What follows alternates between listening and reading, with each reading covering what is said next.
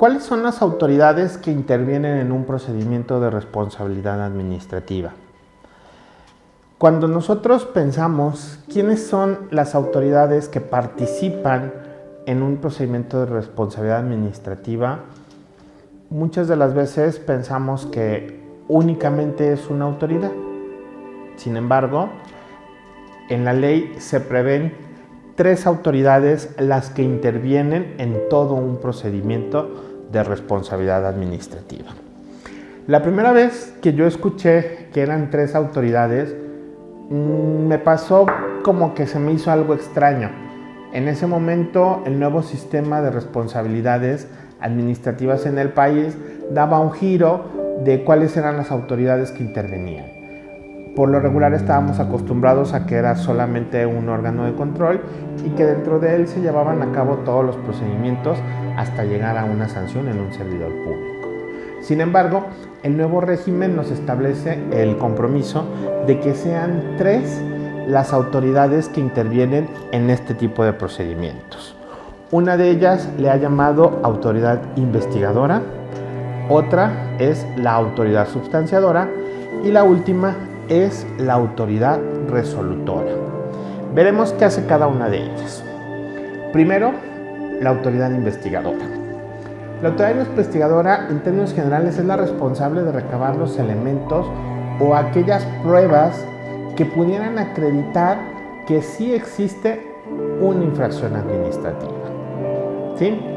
Por ejemplo, una de sus principales actividades es, al momento de que recibe una denuncia, la revisa, la analiza. Puede de esa denuncia requerir informes, empezar una investigación o inclusive iniciar una auditoría. Por ejemplo, alguna persona llega a hacer un trámite, intenta hacer una cita de manera electrónica en internet, pero resulta que no encuentra citas.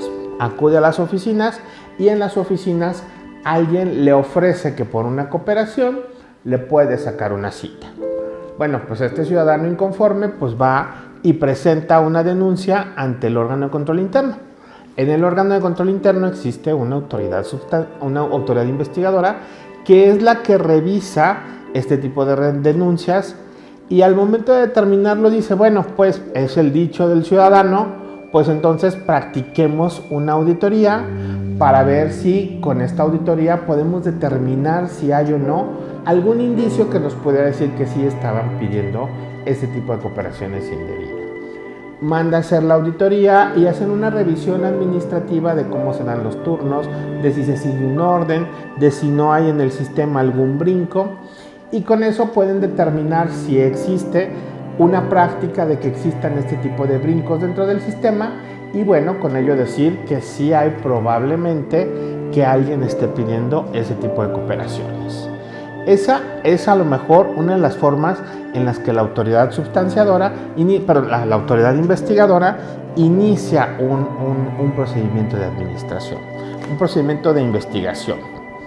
Durante este procedimiento, la autoridad investigadora pide informes a las autoridades, desahoga a lo mejor algunas testimoniales, recaba videos, recaba audios, en fin, recaba todos aquellos elementos que le pueden llegar a dar una convicción o que le pueden llegar a crear una, pues así como decirlo, una historia de cómo están sucediendo las cosas para determinar si la denuncia que se interpuso tiene fundamento o no lo tiene.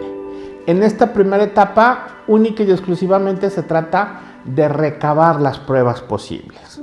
Durante este tiempo, lo que hace la autoridad investigadora es que solicita, muchas de las veces recordemos que los órganos de control interno, pues hay un órgano de control interno que tiene toda una dependencia. Entonces a lo mejor no tiene mucho personal o no tiene un personal en cada una oficina o sería muy difícil tener a alguien de la Contraloría o del órgano de control interno cuidando a cada servidor público. Entonces, pues se tiene que allegar de ciertos informes, de ciertas pruebas, tiene que hacer revisiones e inclusive esta autoridad investigadora puede ir a hacer inspecciones a los lugares. Ese tipo de actividades son las que a final del día la integran dentro de todo un expediente y eso le ayuda a determinar si existe o si no existe una probable infracción a las leyes administrativas que darían como consecuencia una posible sanción para algún servidor público. El siguiente paso tiene que ver con la emisión de un informe de presunta responsabilidad. ¿Qué quiere decir que es un informe de presunta responsabilidad? Bueno, pues es un escrito en donde la autoridad investigadora hace una relatoría de todo lo que obtuvo, es decir, hace una relatoría de qué fue lo que le entregaron los denunciantes, cuáles fueron las pruebas que recabó directamente ella, qué otros elementos de prueba le llegaron a la convicción, determina que probablemente existe una digamos ahora sí que una posibilidad de que un servidor público infringió una norma administrativa y por lo tanto puede ser sujeto a un procedimiento administrativo. En este informe de presunta responsabilidad se dan principalmente tres elementos, ¿no? Si existen o no pruebas, si se pudiera o no decir que hay indicios para presumir una posible responsabilidad y quién sería el servidor público o quiénes serían los servidores públicos responsables de desarrollar esas conductas para que puedan ser sujetos a un procedimiento de responsabilidad, ¿no? Entonces, en términos generales, esta autoridad lo que hace es que recaba las pruebas, además de las que pudiera obtener de los denunciantes, acude ante las propias autoridades, recaba pruebas, las analiza, determina si hay o no una probable responsabilidad y también determina a quién se le pudiera atribuir esa responsabilidad. Digamos que esas son las funciones básicas de la autoridad investigadora. La siguiente de las autoridades que intervienen en los procedimientos de responsabilidad administrativa es la autoridad substanciadora. La autoridad substanciadora es la que se encarga de desahogar el debido proceso y sobre todo de darle garantía de audiencia al presunto o al probable responsable de una infracción administrativa. Cuando la autoridad investigadora emite un informe de presunta responsabilidad, se lo remite a la autoridad substanciadora.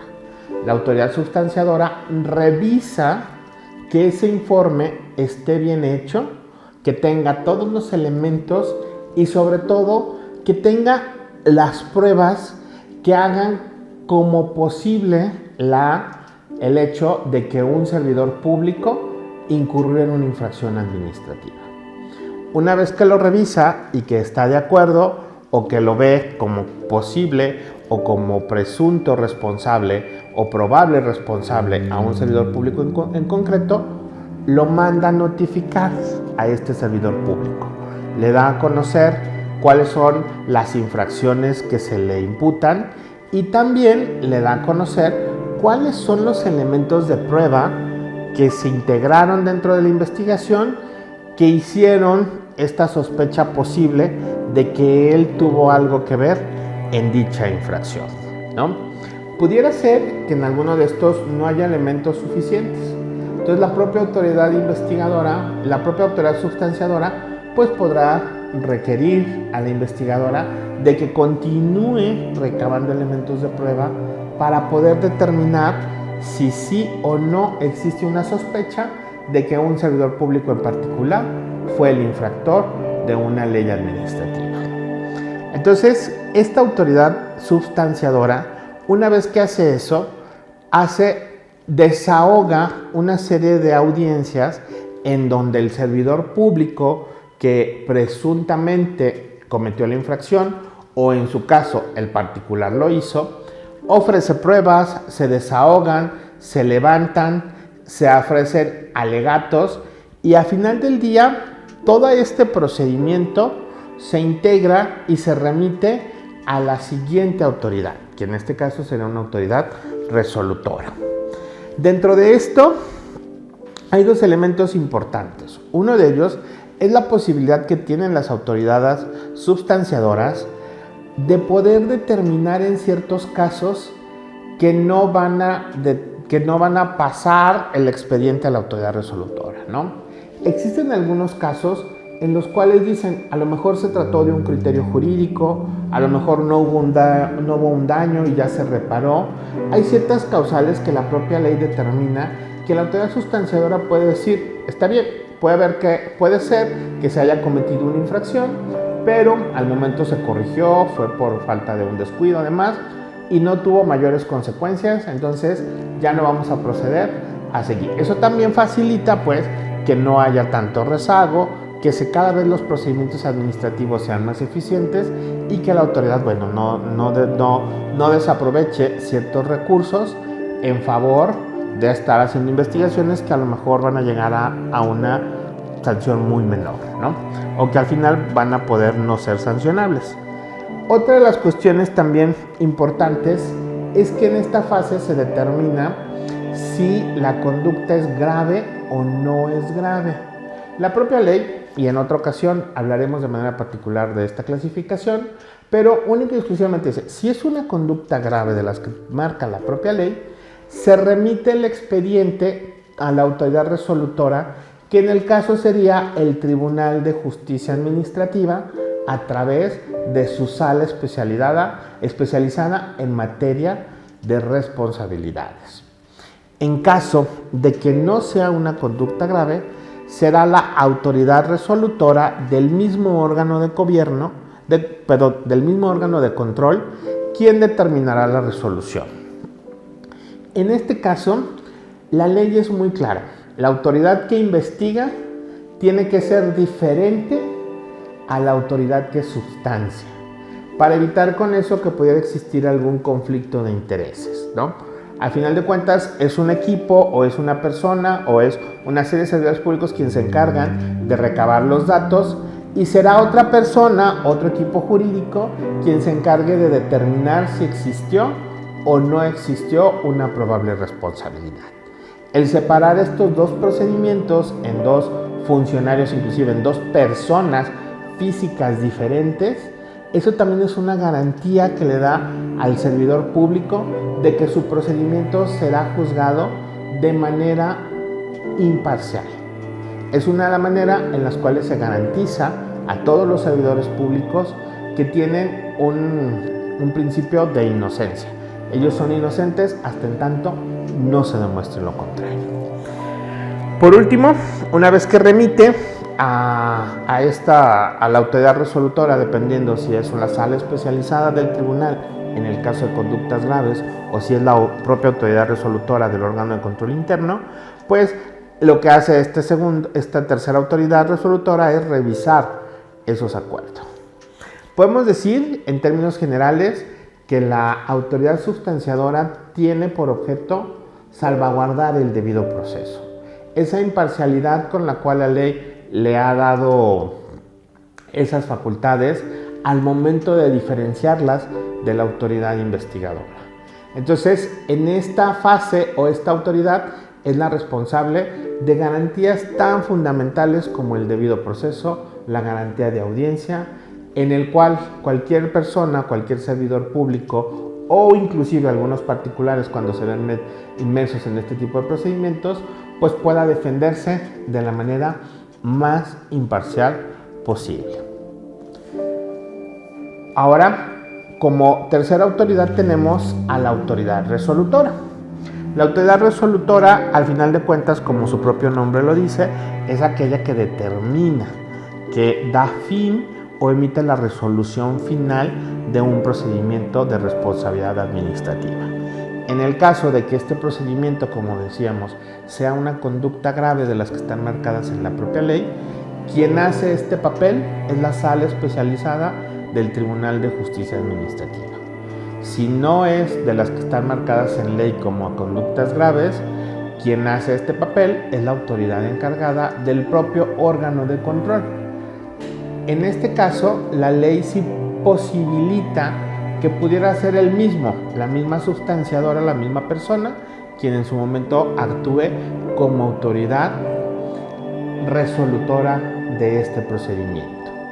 Entonces, ¿qué es lo que hace? Bueno, pues revisa los elementos de prueba, revisa cuáles son las pruebas de descargo, las pruebas de cargo que hace la autoridad investigadora, lo que recabó, lo que obtuvo, lo que está aportando el servidor público, lo que está alegando ambas partes, y al final determina, primero, si existió o no existió la conducta.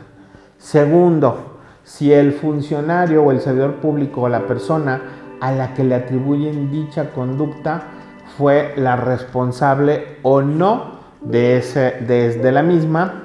Y tercero, asigna una sanción de acuerdo al propio catálogo establecido en la ley para que esta persona pudiera ser castigada, ¿no?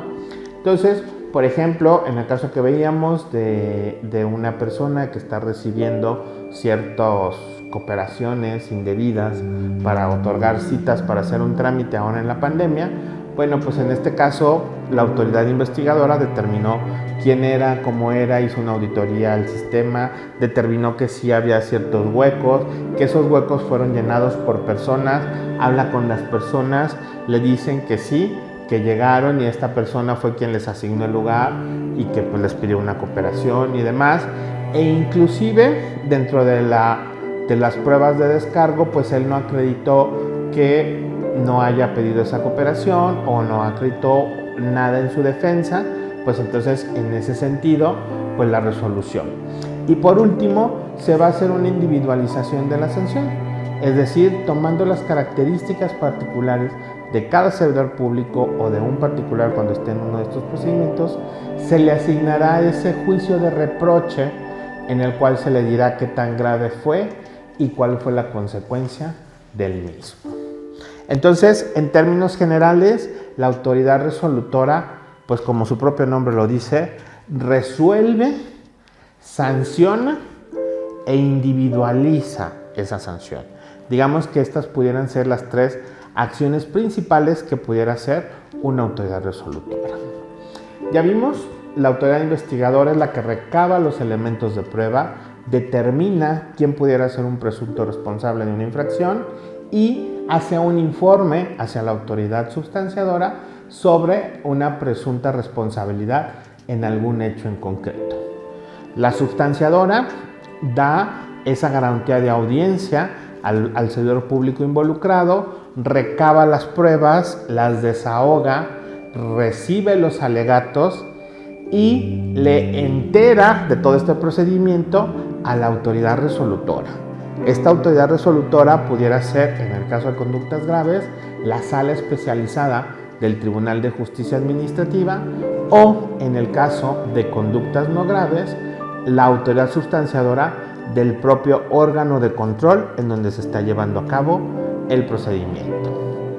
Y por último, la autoridad resolutora es la que determina, primero, si existen elementos para acreditar que hubo una infracción, quién fue el responsable de esa infracción y cuál hace el juicio de reproche que amerita una sanción. Qué tan grave fue su conducta, qué tan grave fue su participación, en la cual determina de manera individualizada la sanción a la que se hace merecedor.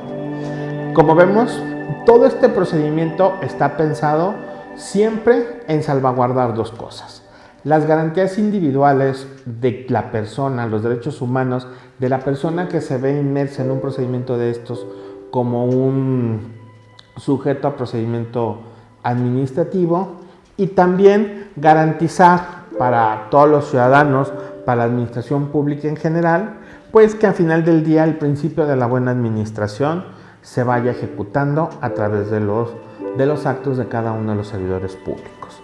Pareciera un procedimiento largo, engorroso y complicado, sin embargo no lo es tanto.